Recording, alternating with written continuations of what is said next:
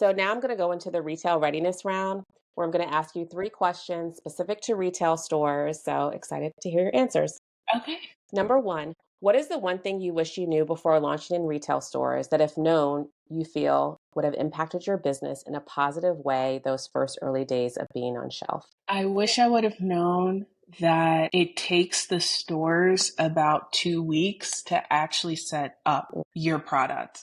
I thought, when we had everything shipped and they said, here's the date it's going to be available, I was under the assumption that when people would walk into the stores that it would be there that day. After the fact, and after speaking to people who have launched, whether it's Sephora or Ulta or Target, I learned that it actually takes like 2 weeks past that time. So they were like, in the future, let's say Ulta Sephora says, hey, you're going to launch on January 27th. Maybe you don't tell the public that you're launching till like February 10th, just to ensure that when people actually go in the store, they can actually like purchase and that won't affect your sales. And so that is one thing I would say for sure. Yeah. I wish I would have known. Yeah, no, that's definitely a big one. Number two, with being in Ulta for a little over a year, what would you say are the benefits of having your brand in retail stores versus selling direct to consumer?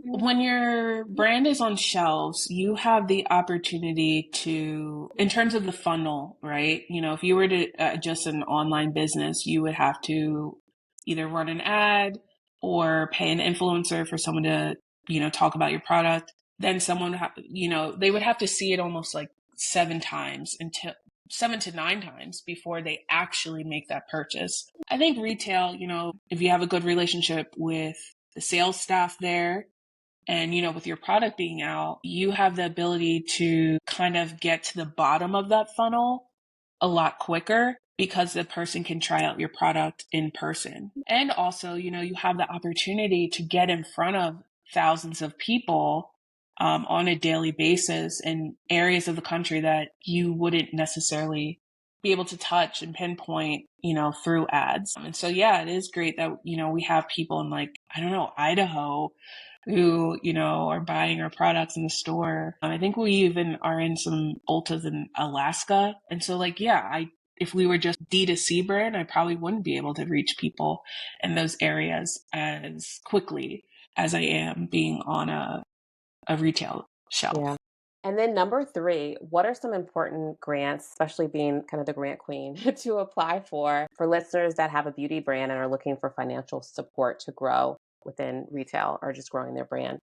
Oh, yes. I'll just rattle off a lot off the top of my head. Beauty specifically, I guess, 15% Pledge has a lot of beauty grants. Glossier always does their grant program. I know for a fact Ulta does give a $50,000 grant.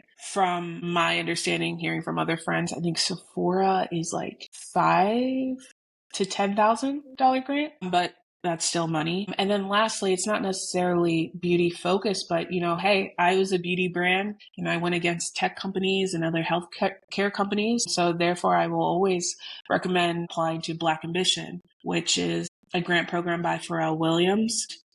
Should you make it to the top, I think like 30 or 50, you get something. You get a minimum of $10,000, even if you don't win the million. And I think that's really awesome. And so those are the grants that I know off the top of my head that are still like annually running.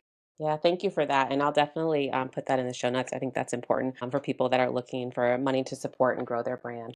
So thank you again, Camille. Thank you so much.